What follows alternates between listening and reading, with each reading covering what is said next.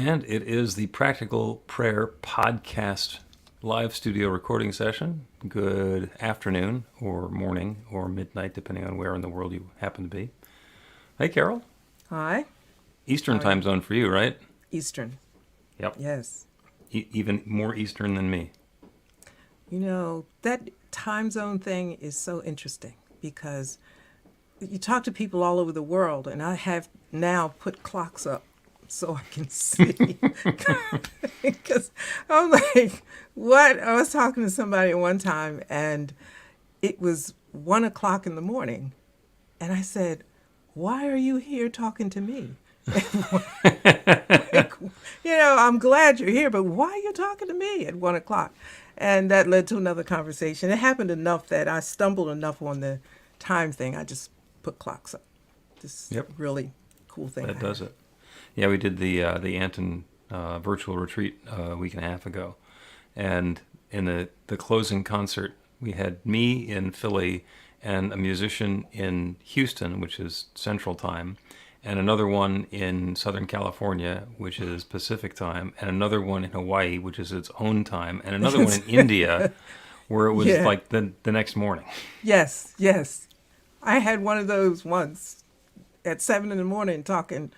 It wasn't a 7 in the morning conversation. It was cool with me, but for them... Yes. So we are recording the Practical Prayer Podcast. If there are people who are watching the live stream on FaceTube and Ustream or whatever it is, then you can put a question. Are you sure there was just coffee in that cup? Oh, this one here? You're just drinking, yeah. Yeah, it's just coffee. All right. It's got plenty of caffeine in it. Okay. So we're going to do the podcast. What'll happen, as I was saying, is somebody puts a comment or a question or a greeting or something into the social media, then we will see that. And we'll respond to that pretty much during the pre-show and the post-show, and possibly a little bit during the actual show. And we record these and then do post-production on them, editing, take out the parts where we either are stumbling over ourselves or saying I was going to say saying something foolish, but we don't really say that many foolish things. So I'm giving ourselves a big pat on the back, or optimism for today, and then they go to the podcast on Apple and Google and Stitcher and Streamer and all the rest of that sometime later. So did you want to talk about anything about the podcast before we start the podcast? Not so much about the podcast itself. Although I want to say I did meet some people that come here to this podcast. Mm-hmm. I met them in other scenarios. One is there's a preacher's thing or a minister's chat talk or something you told me about. Mm-hmm. And I signed on there. I can't remember what day it was. Like you said, this is my neighborhood. I'm in cyberspace every day, all day. So it really doesn't make a difference. But I did stop by there and I saw some familiar faces, so that's really cool. People are stopping by and comparing, and I don't know, maybe they're not comparing. Maybe they're just enjoying the fruits of the conversation. So that's cool. Voracious consumers of New Thought content. Yes, that would be me. There we go. That's definitely you. That is definitely you. Yeah. All right. Well, I'm going to push the button and play the podcast open theme, and we'll come back on and record us an episode of the Practical Prayer Podcast. A practical prayer is a prayer that works. These discussions between Reverend Bill Marchiony and Carol Lawrence dive into the details of how it works and how to work it. Reverend Bill is a New Thought minister and the author of Practical Prayer for Real Results. Your new life begins with a new thought. Carol Lawrence is on a spiritual quest, finding the New Thought teaching after decades on the pulpit in 3 different traditional denominations. I've got some questions. Together, they're exploring the philosophy and activities that come together from many of the world's religions to create the practical spirituality that is New Thought.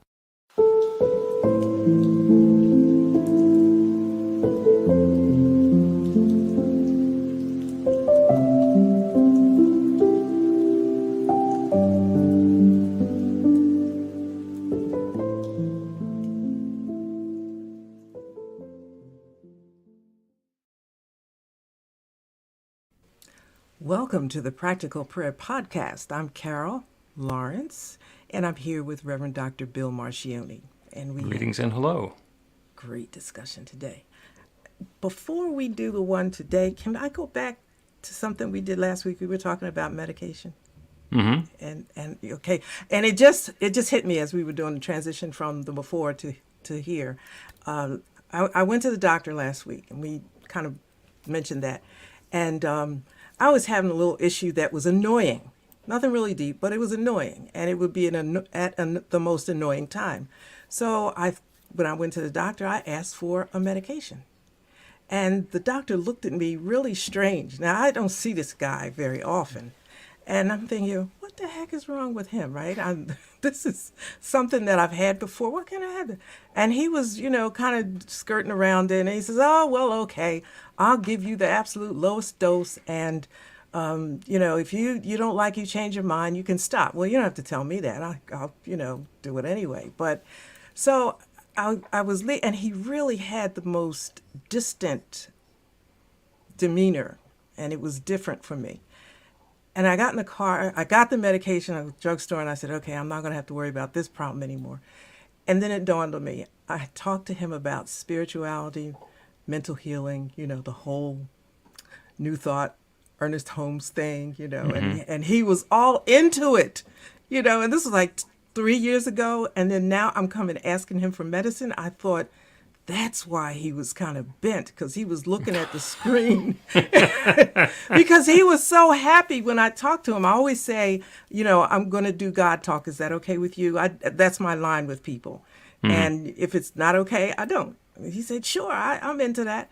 And so we're talking, and I thought, that's what was wrong. Well, let me tell you about this medication. I haven't taken the top off of it. I thought, I can't take this. I have been... I just had this belief that I didn't need it. And here I come like 2 years later because I'm frustrated. And the guy, he didn't remember. I know it was in his notes. And he was just looking at me. And that Maybe he look, did remember. Maybe you made that much of an impression. That you fell from the pedestal when you came back in and you asked for a pill. I know, but I said, listen, I'm climbing back up. I put that stuff back in the bag. I said, I'm not doing this. I just asked out of frustration. I'm done with it. And I can't wait to go back to him in August and show him my bag. like I didn't do that thing. But that's just if somebody was listening last week, I thought that would be kind of funny too. Well, that is kind of funny. I mean, I do not subscribe to the classic Christian science that you cannot get any medical intervention. Everything needs to be done through prayer. Because as Ernest Holmes pointed out, there is power in the prayer and power in the pill. And we use whichever one happens to be appropriate. Your story is not particularly surprising because one of the things that happens in consciousness is, we're going through this process and we do the prayer and we're inviting in that new experience, and it's taken longer than we want it to. And then out of frustration, we go to the doctor and say, what can you do? And they say, oh, we can do this. And what that does is it tells you what the medical profession or pharma or whoever has in mind for this particular situation. And on a subconscious level, it also says this can be treated. There is a way to go past this particular situation and get back to that experience of health and wholeness. And sometimes that's all we need, is the reminder that it's possible. Mm-hmm. And then our consciousness and our belief can take over without ever having to take a pill. The story that you're telling of going and seeing the doctor, getting the prescription, filling the prescription, and then never opening it is a really common story around my house. There are dozens of prescriptions that have gone out of date without ever having been opened because just by going through this process, somehow they get better. Glad to hear that. Glad to hear that it's not a unique situation, because I was a little bit fussy about it, but then I thought, you know what, don't stretch it, don't stress it. This is not what you want to do. Roll the bag back up and that's it. And you also now know that you have it. So consciousness can do its work, and if something happens with consciousness, then you've still got the bag with the stuff. Yeah. Okay. Yeah. That's working. Well, I'm a lifelong believer in, faith healing and belief healing, mental all that stuff. So when I read it with Ernest Holmes, I said, oh, well, then I'm not so weird, you know. Oh, okay. So you want to know what the thing was for this week? Yes. Now that we've finished up on last week, let us continue to this week. Okay. So here's what I found in cyberspace that was written to me. We should rejoice in all things, but where does the strength come from to rejoice during a tragic situation? So I'm kicking that to you. Okay. A completely realistic and reasonable question, because it's easy, as I have often said, to see God on a beautiful spring day. Not so much in the middle of a hurricane, in the eye of the hurricane, or with the tornado about to blow the house to pieces. Much more difficult to see the glory and grace and love of God in those particular circumstances. And it doesn't mean that God isn't present.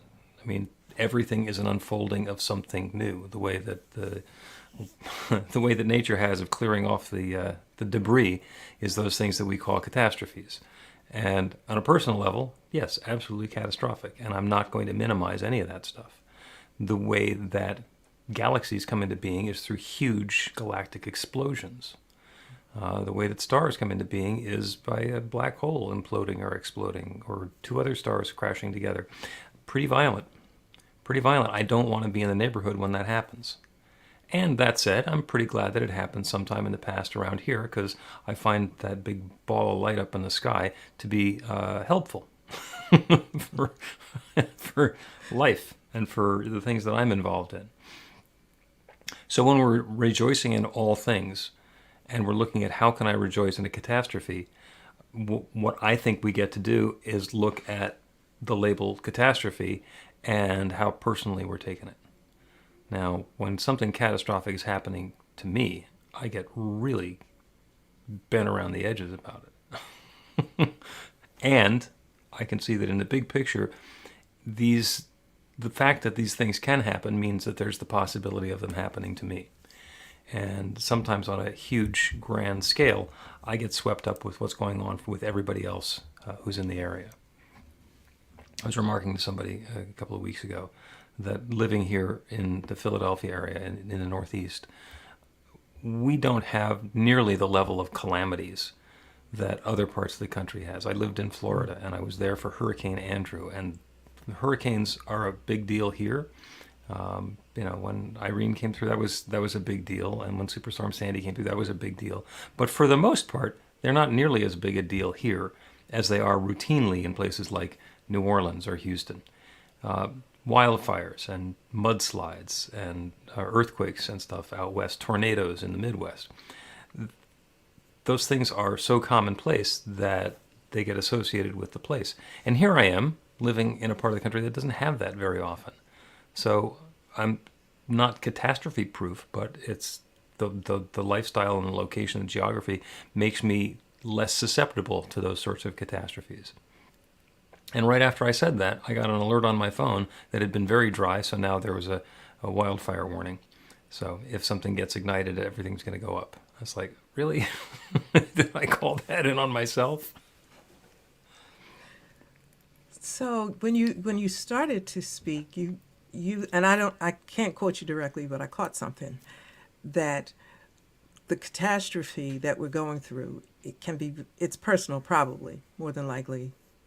It's personal, but in the big picture, there can be, it's not as big, but also there can be some positivity in it, or surrounding it, or emerging through it. Yeah, sometimes not taking stuff personally is really difficult, because everything that happens to us personally. And being objective and circumspect about the tragedies that are going on in my family or my relationship or on my block or in my neighborhood is sometimes a real challenge. And that's always the unfoldment of something new. That's how something new is coming into being. When it happens to somebody else, I can feel really sad or upset that there's a war going on in Ukraine and there are people being killed and the history being destroyed. And I feel really sad about it. If that was happening in my town, I would feel worse about it. Is it a worse catastrophe because it's not in my neighborhood? I don't think so. But it's certainly more personal for me. So when it's hard to locate your emotions, stabilize your emotions in a tragic, personally tragic situation. And we've all been there. But the Bible says in all things we're supposed to rejoice. And that's very difficult. I mean, it takes a lot of mental control to do that. Our emotions are not obedient to our mental thinking sometimes. So when something's happening and it's tragic and it's hurting us, the only way I can think about rejoicing is in the possible outcome in the future. You know what I mean? It's like I have to pull in the possibilities of what may be coming from that and try to live that now, because when I'm living in this moment, it's not working. The rejoicing thing is not working. Right, and it has to do, in a lot of ways, I sometimes describe this as being the classic 3-act structure, in a drama or an adventure or whatever, where in the first act you get to know all the characters and you kind of get to like them. In the second act, everything goes sideways. It becomes horrible. That's where Darth Vader is going to win, and everybody's going to be vanquished and dumped in the pit of oil or acid or whatever it is. And then the third act is where it resolves, and having gone through the difficulties and the tragedies and the challenges in the second act, we get the characters we met in the beginning to their level of success, where they either beat the bad guys or they fall in love or happily ever after, or whatever that is. And living in the second act sucks. It is awful to be in a second act, because it's just all that bad stuff. That's what keeps us, keeps waking us up at 3 o'clock in the morning, upset and fretting. But without the second act, the third act is impossible. Yeah. So in all things, rejoice in all things means there's a third act on the way. And even though I can't see it yet, there's a third act on the way. Damn it. Well, wait a minute. That's where it feels a little good, because, when you're down, you think, well, there's no way I could go but up, right? I'm down as far as I can go right now. So, there's no way up but up, or no way forward. But there's a book that Napoleon Hill, at least they have his name on it. It's Conversations with the Devil. Mm-hmm. And that's such an interesting book, and I wish that I had really thought about it more, because I could quote it better. But it talks about when there's a negative, bad thing that's happening, then there's an equal good thing. Well, it kind of goes along with equal and equal opposite, thing that's going to happen. So if you can just take a deep breath and hold it, some good is going to come. Right, the darkness before the dawn. And by the way, just following up on one thing that you said is, people say, well, it couldn't possibly get any worse. It's like, don't ever say that, because this is an infinite universe, and yeah, it can. Yeah, it can. But I'm ready to have been at the bottom, and let's turn this one around. Let's take a break and continue talking about rejoicing in all things.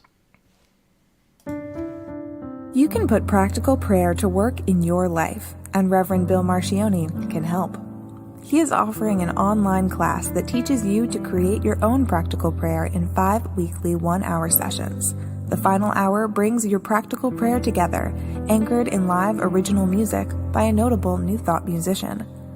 Practical prayer is based on the most effective prayers found in religions and spiritual practices all over the world.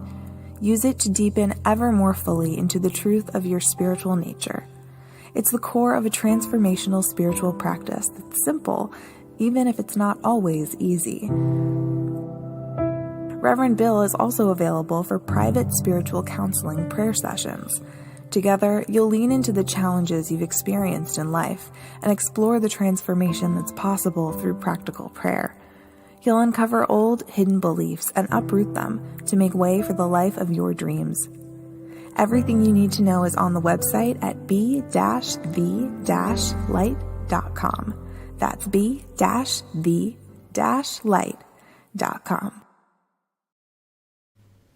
Welcome back to the Practical Prayer Podcast. I'm Carol Lawrence, and here with Reverend Dr. Bill Marchiony. And let's We're continue. rejoicing. We're rejoicing in all things. Even though we sometimes don't feel like rejoicing in some things. Yeah. Yeah. So you're talking about the conversations with the devil? Yes. Okay, well that's an interesting notion because, on the one hand, the devil is bad, and some of us will insist that there's actually no such thing as a devil. But by golly, if there were a devil, I'd want to have the conversation. Because running away and hiding is probably not going to help. Exactly. I highly recommend the book. It doesn't suggest that there's a devil. It's just a neat way of bringing forward some points, and it's kind of amusing. But in the rejoicing part, for me personally, the only way I can do it is to look at what my expectations of what will be, Mm-hmm. and hang out there. That's the only way I make it. Because when you said, don't say it can't be worse, when you're in it, it feels like there's nothing worse. Right. This is like the worst whatever. I had 3 children, and labor you think is the worst until down the road you have some other surgery and you think, oh, okay, wait a minute, this has got to be worse. And just in that scenario, and I kind of use it with everyone, I'll set a date that I see myself. And I know that by this date, this will be over. And I have to just get through whatever this is, get busy or whatever. But by this date, I'll be over. And, I give you, this is a funny example. I had shared with you last week that I had knee replacement surgery like years and years back. And they have all these rules. You can't go out. You can't, what kind of surface you can walk on and blah, blah, blah. And I had it in April, and the pain was just ridiculous. But I said by July, I will be in the mall, and I will be buying my new jogging suit that will fit. And I just saw myself in the mall doing it. So when July came, my sons were coming over helping me out. And so my younger son, I said, could you take me to the mall? Now, I didn't tell him that I wasn't supposed to walk on that surface. But I told myself I was supposed to be at this mall, and there's concrete between the mall floor, which is more giving, and whatever. And I got home, and my daughter told him, and he just looked at me with the biggest eyes, like, Mom, why you do this to me? You weren't supposed to be out there. And the only thing I could say was, it's July. It's July. And I'm supposed to be well. And that's it. And you seem to still be perambulating now, so it wasn't, whatever damage you did wasn't permanent? No, I was careful, but July was the date. July was the date. You hold right. that in mind and what you want to do. And that's a wonderful reminder that when we zoom out, when we change the perspective, instead of being completely engrossed in what's going on right now. Even with the hurricane bearing down, we have no idea what's going to happen as the hurricane blows through. We know that in 2 days the hurricane will be gone, and in 6 months we will have cleaned up most of the damage, or at least figured out how to organize whatever the damage happens to be. It's really difficult to think through that far as it's barreling ashore, because there's a lot of details that we still don't know. We don't know exactly how catastrophic this is going to wind up having been. But doing the zoom out, looking at the bigger picture, this continues. Yeah. And as you were speaking, I was thinking that it's just a habit for me. So maybe, you can make it a habit. I mean, tragedy and life itself can feel overwhelming.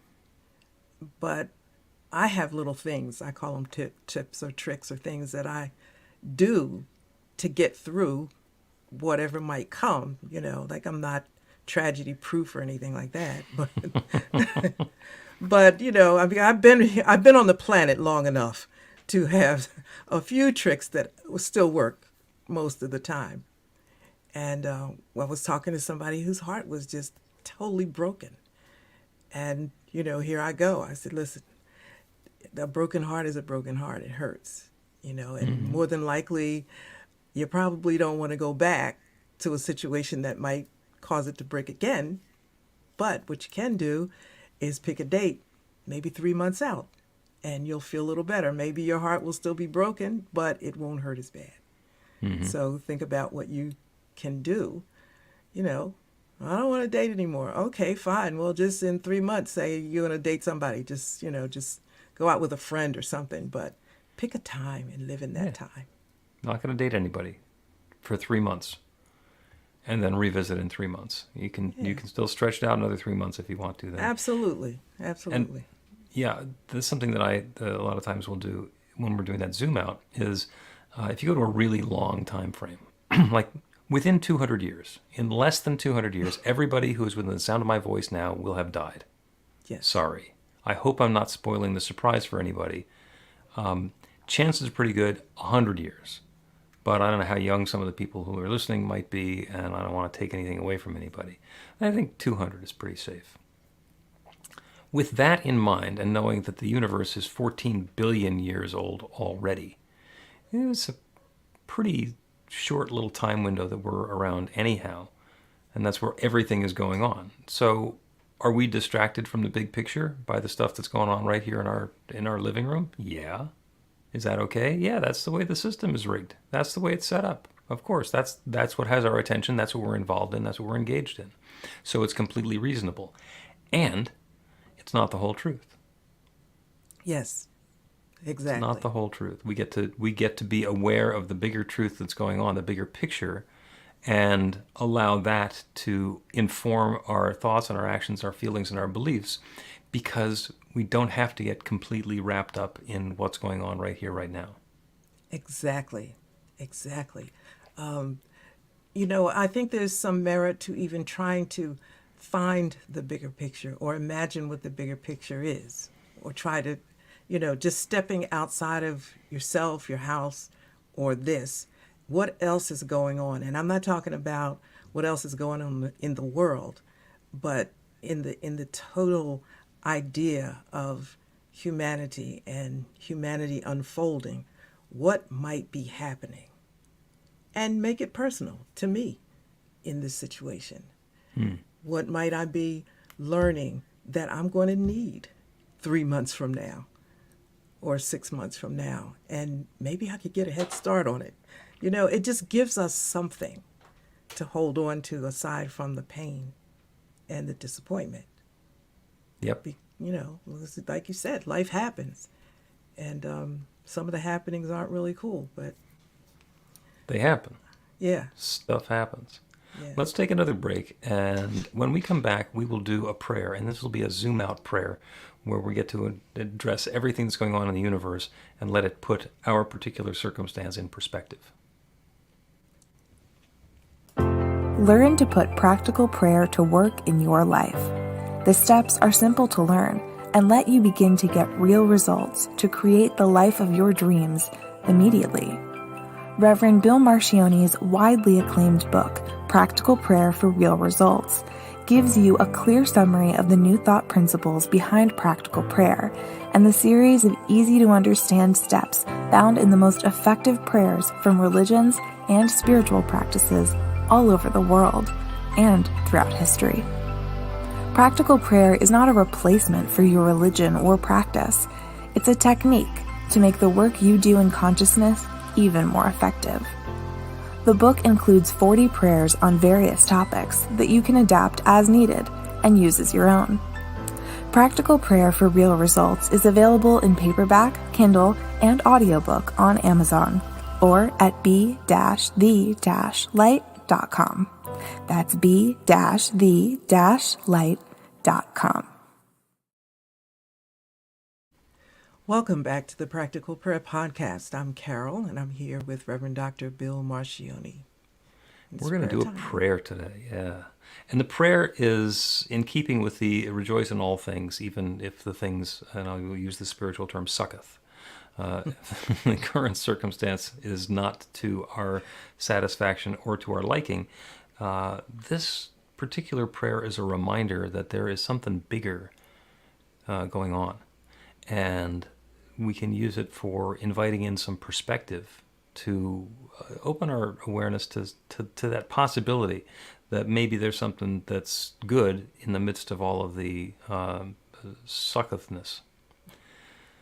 So whatever the circumstances is, and you can bring something to mind that has been a particular challenge for you. Maybe it's something that's brand new. Maybe it's something that's been festering for quite a while. A situation that has been less than satisfactory. And take that into your awareness, not because it's a controlling factor, not because that's all there is, but because that observation, that viewpoint, that perspective gives us a starting point. So go ahead and close your eyes to that, and only do this if you're in a position where it's safe to do so. Close your eyes to the world around you. Close your eyes to all of the details and all of the specifics of the circumstance and the situation that has been challenging, so that we can open our inner eye and become aware of the bigger picture. Take a deep, full breath. Let yourself be filled with a brand new possibility. As you breathe out, surrender. Let go of any attachment that you have to the way things have been, to the circumstance as it has been experienced or described up until now. And let go of any projection that you have about it staying the same. As you continue breathing, breathe at whatever pace is comfortable for you, allowing yourself to be filled with something brand new in every breath. And allowing yourself to release and surrender whatever has come in that up until now. That breath that was perfectly satisfactory and just a moment ago has served its purpose. It's now time to let it go and make room for something new.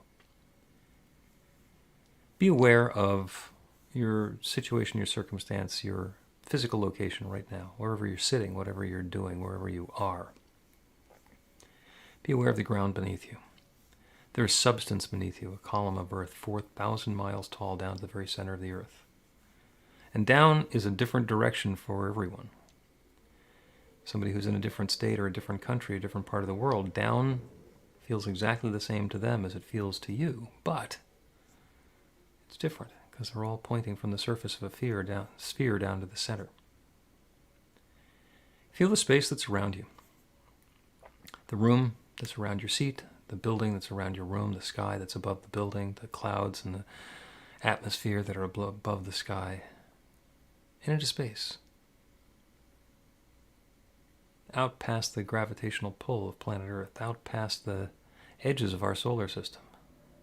Allow your awareness to expand out into neighboring solar systems, deep into our galaxy, to the edges of our galaxy. See our galaxy as one entity rather than billions of stars. See other galaxies, billions of other galaxies. Get that perspective where you can zoom out to the point where you're seeing all of the billions and billions of galaxies that have existed for billions and billions of years. And take another breath into that. And being aware of that infinite creation, that divine universe, understanding that it's all created by one creative power. That one divine source that shares itself, its substance and its energy, its intelligence, its love, as and through and in every part of its creation. Everything in this manifest universe, everything in all of these billions of galaxies is God's love taking specific and particular form. Now allow your awareness to zoom back in, past the billions of galaxies, into our own galaxy, past the billions of stars, into our own solar system, past the outer planets, into the orbit of the moon, down towards the atmosphere, down towards the surface, back to planet Earth, to this seat, to this place, to this moment, right here and right now. And invite the awareness of the immensity of this universe, with all of the richness and detail that's going on everywhere, to bring you a new perspective, a new peace of mind on the good that's available. This is an infinite universe, and each one listening is a divine and perfect expression of that divine love, taking our own particular form. Everything that's available anywhere is available everywhere and is available right here and right now, to and through and for and as each of us. So love and goodness is available now. Transformation and healing is available now. Freshness and newness and that experience beyond the limitations, the challenges, the difficulties of the current circumstance are available. It's all possible. And so I claim it. I invite that infinite creative power that has created galaxies, that has created everything, to create this next new experience, this experience of transformation as we move beyond the challenge, as we move beyond the circumstance, tragic though it might be, catastrophic though it might be. It is a current circumstance. And we know that that infinite creative power that creates everything can create something new and fresh beyond it. So we turn our attention to the good. We open ourselves to that good. We release any doubt or hesitation or belief that it can't possibly happen for us and open to that newness.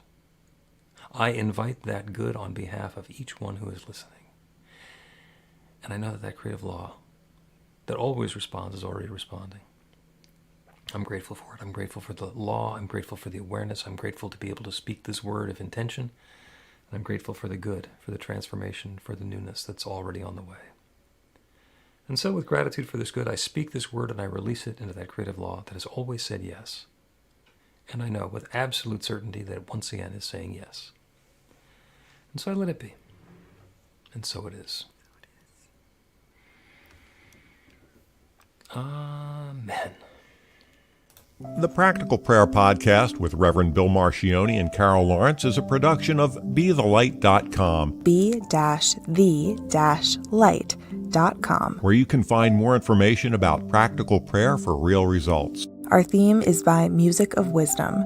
You can learn about the spiritual community of New Thought Philadelphia with daily guided meditations, Weekly celebrations of spirit, and Reverend Bill's classes in practical spirituality at newthoughtphilly.org.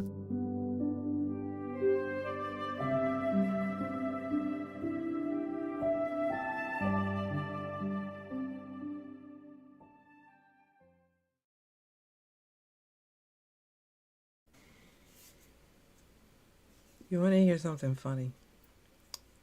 So Does anybody ever say no to that? No. I don't know. unless they're in a stank mood, they say, I don't want to hear it right now. I don't know. Nothing funny. Don't get funny with me. Yeah, it's okay. All right. When you started that prayer, when you talked about going out into the galaxies and all of that, I do that, right, on a regular basis. I think you might have told me that. Yes, I go out into the universe. It's familiar turf for me. And when you were saying that, I thought, oh my God, I'm gone. Am I going to get... wait. This is the funny part. I'm thinking, am I going to get back in time for when he says so it is? Because I love it so much out there that I was listening to you. I was with you. But I kept saying, you got to stay with him because you'll stay here. And the camera will be, the thing will be over and you'll still be out there. Not the worst thing in the world, to be able to maintain the awareness of the infinite that way. That's beautiful.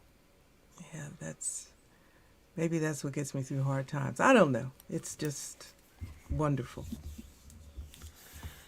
So something exciting is happening next week. It's the beginning of season 5 of the podcast, on the podcast, episode 49. So as of this week, we have released 48 of these things. It's coming up on a year since we started recording. Really? I'll get out of here in a second, but yeah. So you got to tell me when the year is. First of all, when you said seasons, that's really cool because it sounds so official. It does, doesn't it? It sounds so wonderful. So I'm going to think of it that way. And so you let me know when the anniversary is. Okay. I don't know why, but we got to do something, right? Because it'll be fun. It'll be the anniversary of when we started to record. Because when we did this, we recorded, I think, 8 episodes before we started the podcast. We wanted to make sure we're going to have something to talk about for 8 weeks. So Really? Really? Okay. So, well, I mean, I was confident, but who knows? But and when we had 8 of them in the can, it seemed like it was going to be a reasonable thing. So we dropped all 8 at the same time. So it actually started whenever it was last summer, and we've been doing an episode a week ever since. But yeah, we count to 12, and then we start a new season, and then we count to 12 again.